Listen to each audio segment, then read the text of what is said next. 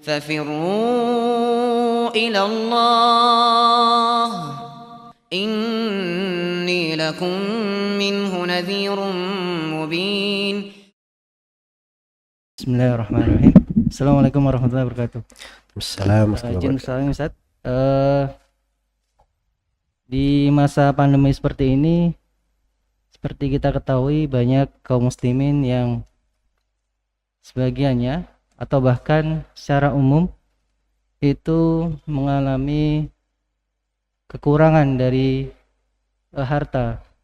Bahkan kita mendengar di media ada dari mereka yang melakukan tindakan, yaitu dalam bahasa Jawa mungkin mencari pesugihan dengan mengorbankan bagian dari keluarganya, yaitu anaknya.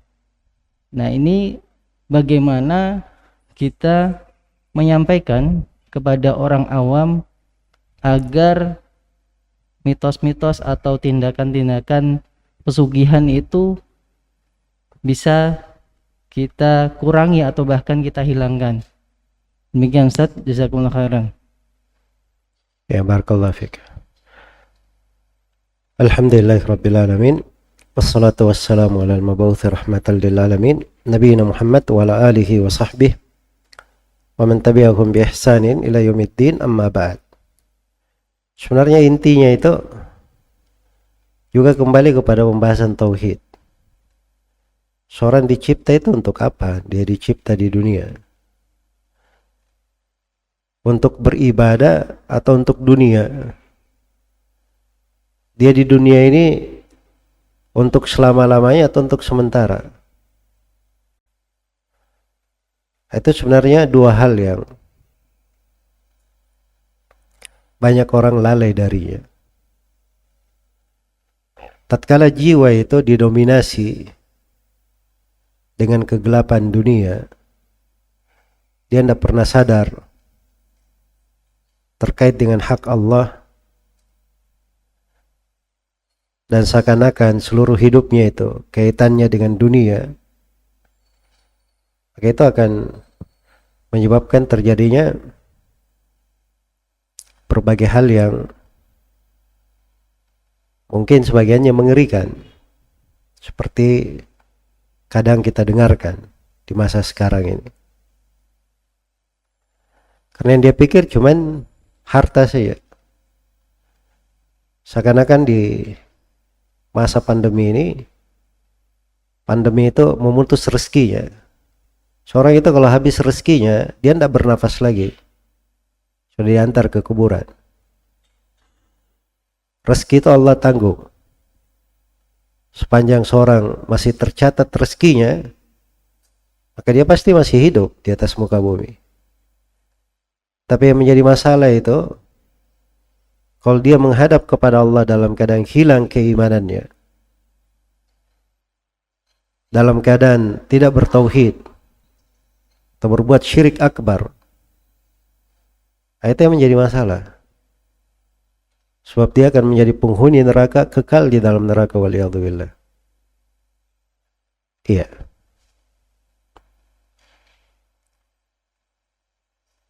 Nah, itu ketentuan-ketentuan pokok harus dipahami. Makanya adanya orang-orang yang kadang berpikiran kalau ada masalah datang ke tempat-tempat yang dikeramatkan, melempar sesajian, datang ke dukun-dukun, minta tumbal, minta ini, minta itu, dia berikan semuanya. Ini karena memang di hatinya itu tidak ada dari keimanan yang menahannya. Coba kalau dia tahu hak ibadahnya kepada Allah, dan dia tahu bahwa dia di dunia ini sementara, akan mempertanggungjawabkan amalannya, maka itu akan menghardiknya dari banyak keburukan yang seperti itu. Iya. Maka itu dua inti pokok yang hendaknya diperhatikan. Dan dari sini juga tampak kenapa kita harus selalu mengulangi pembahasan-pembahasan tauhid. Sebab ini solusi pada segala kondisi dan keadaan apalagi pada ujian-ujian yang menimpa. Iya. Karena itu ujian-ujian yang menimpa Nabi Shallallahu Alaihi Wasallam itu ujian yang besar, dahsyat, mengancam jiwa. Kadang membuat mereka kelaparan, seperti di Pasir Mekah, diboikot oleh kaum musyrikin, dan berbagai ujian dan cobaan yang dimaklumi di dalam sejarah Nabi Shallallahu Alaihi Wasallam. Tapi itu semuanya menjadi indah bagi mereka, menjadi lahan-lahan ketaatan, pintu-pintu ibadah. Kenapa? Itulah keimanan dan tauhid di situ. Dengan itu Nabi Shallallahu Alaihi Wasallam diutus. Itu kandungan dari ayat-ayat Al-Quran, dan itu dakwah beliau, dan itu yang diwarisi oleh para sahabat. Dan umat ini kalau mau diangkat derajatnya, iya, maka dia harus menjaga tauhid di tengah mereka. Itu solusi. Jelas ya? Solusi-solusi lain terkait dengan masalah perekonomian, pendidikan, bagaimana tata cara berbisnis, berwirausaha di masa pandemi, bagaimana 1001 macam jurus hidup di tengah kesusahan, itu masalah menyusul berikutnya.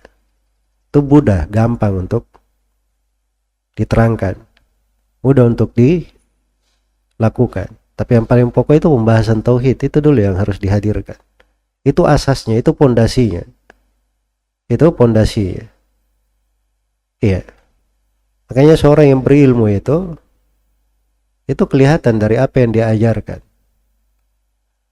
Kelihatan dari prioritas dalam agama itu apa, ruh dan pokok dari agama itu dia maklumi, dia pahami, sehingga dia mendidik manusia di atas hal tersebut.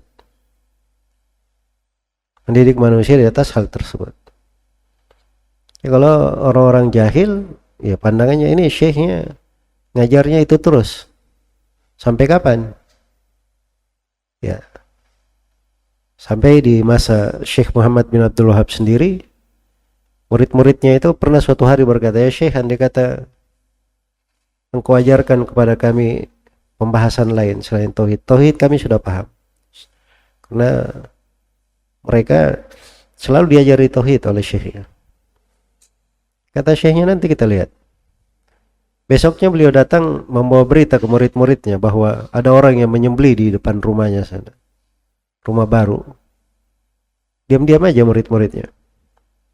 Setelah itu syekhnya datang lagi di hari setelahnya dengan berita bahwa ada orang di kampung di satu tempat diketemukan dia berzina dengan ibunya.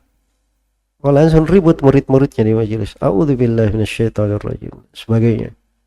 Nah, kata Syekh itu, saya sudah bilang, kalian belum paham tauhid.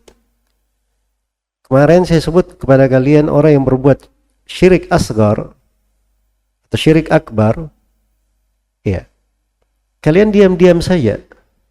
Sekarang saya sebutkan sebuah maksiat, kalian ribut.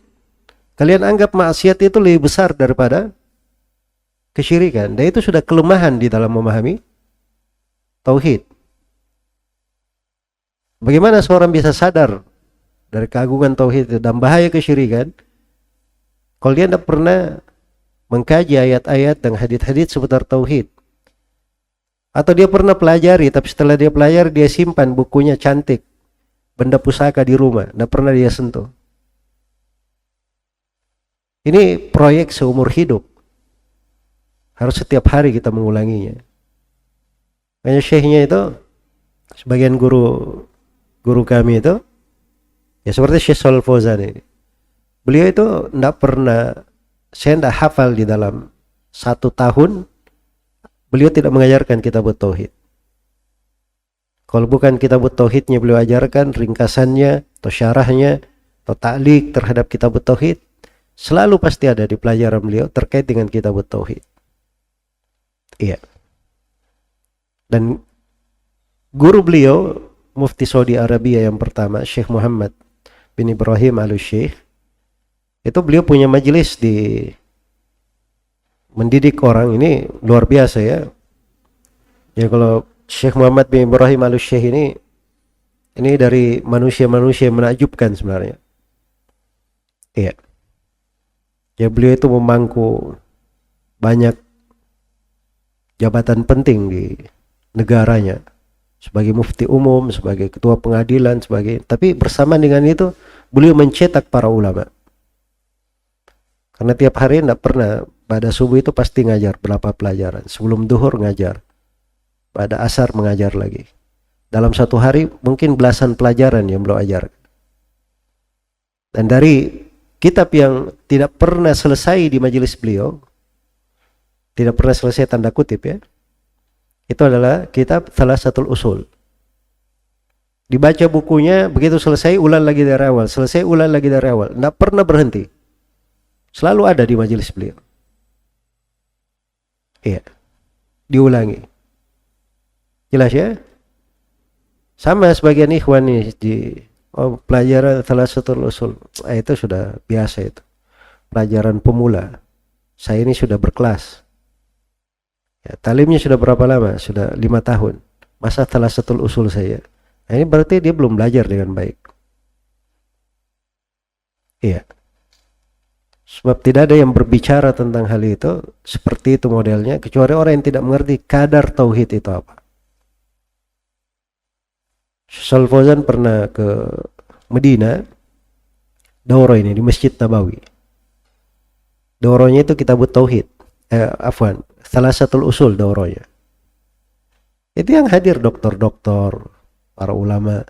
Syekh Abdul Muhsin Al-Abbad aja hadir di situ. Ya, karena itu kecintaan orang-orang terhadap tauhid memang seperti itu.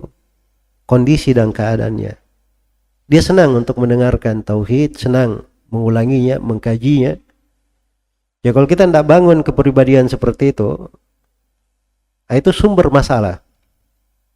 Kita akan dapat masalah dari segala penjuru. Tapi kalau di negeri ini ada orang-orang yang selalu menyuruhkan kepada tauhid, mengulanginya, itu sebenarnya sumber perbaikan. Manusia menyadari atau tidak menyadari, mereka paham atau tidak paham, itu tidak penting terhadap orang yang menyuruh kepada tauhid. Tugas mereka adalah menyampaikan sebagaimana mestinya. Baik, jadi itu mungkin dua solusi penting ya. Kita kembali kepada tauhid dan mempelajari tauhid dengan baik dan benar. Kemudian yang kedua, kita tanamkan keindahan akhirat di hati kita. Jangan terlalu didominasi oleh kehidupan dunia. Itu sumber atau obat untuk segala penyakit. Semoga Allah memberi taufik kepada semuanya. Wallahu ta'ala alam. Baik, silakan.